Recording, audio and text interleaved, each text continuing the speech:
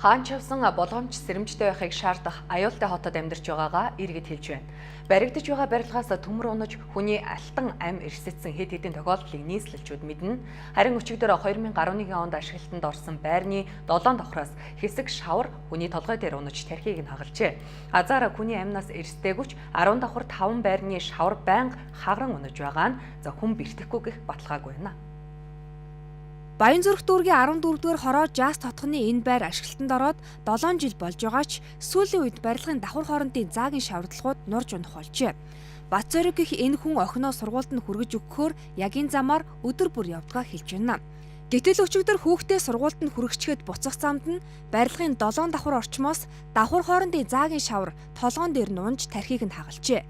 Юу болоод байгааг харахаар дээш харсан ч толгооноос нь цус урсаж хэсэг хугацаанд ухаан нь баларцсан байна.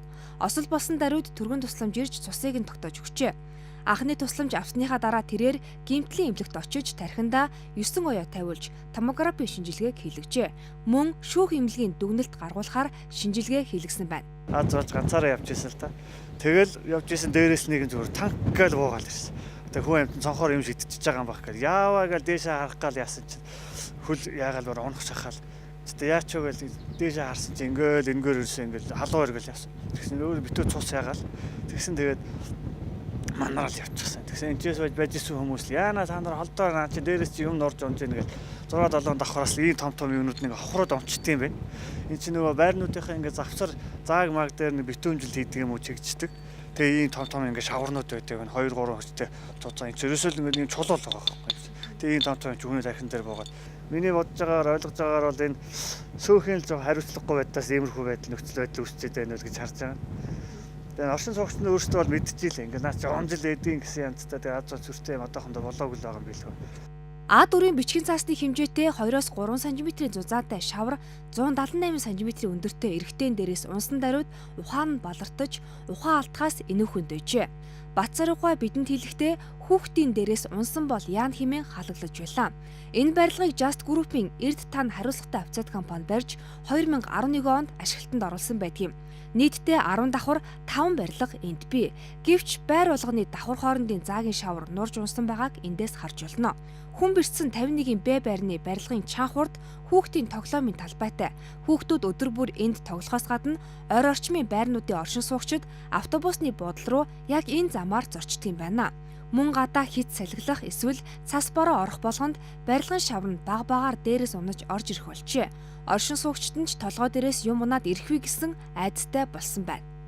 Энэ бол амар эрсдэлтэй шүү дээ. Одоо эн чинь нураад одоо ерөнхийдөө байшин маань одоо нурж ин гэсэн үг шүү дээ. Одоо жишээ нь энэгээр чинь одоо манай хүүхд байнга энд тоглодог шүү дээ. Энэгээр чинь өнгөрөө яг дээрээс нь унахгүй гэсэн баталгаа алах шүү дээ. Хүүхд гэмтэхэд одоо хэцүү юм шүү дээ. Ийм том одоо ингээ харахад одоо айгүйгүй юм байна. Тус барилгууд ашиглалтанд ороод удаж байгаа учраас одоо сууц өмшигчдийн холбоо нь дундын өмчийг засварлах үүрэгтэй.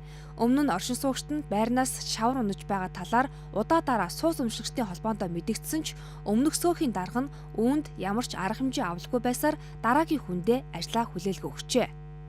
Урдных нь дарга нөгөө ийм асуудал үүсчихсэн машины дээрээс унсан гэж ярьжсэн байхгүй. Тэгээ би харин энийг ямар арга хэмжээ авч яах вэ янзлах вэ гэсэн. Бидний нөгөө нөөц олцоо зөвхөн нэг одоо нөгөө барилга барихад нэг доогуур нь тор татдаг шүү дээ тийм аргалах уу яах вэ гэсэн чинь одоо нэг өнгө үзэнж муухай зуухай гэдэг. Тэгээ зайлшгүй нөгөө мэрэгжлийн газар л бол хандчил янзлуулах юм байна байл л тэгэл. Мэрэгжлийн авалт дээр очиад одоо энэ ингээ байшингаас ингээд шавар унаад байна одоо яах вэ гэхээр одоо тэд нар бол ямар ч гэсэн ирж дүгнэлт гаргана гэсэн.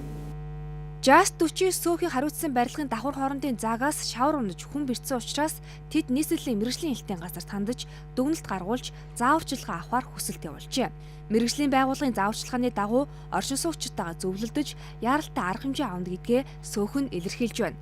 Хэрвээ яаралтай арга хэмжээ авахгүй бол одоо ч унахад бэлэн шаврууд бүх байранд харагдаж байлаа. Энэ удаад хүн бэртээд өнгөрсөн бол дараагийн удаад хин нэгний амнаас хохирохгүй гэх баталгаагүй учраас эрсдэлт хүчин зүйлээс иргэдийг хамгаалахын тулд нэн даруй яаралтай арга хэмжээ авах шаардлага үүсэж байна.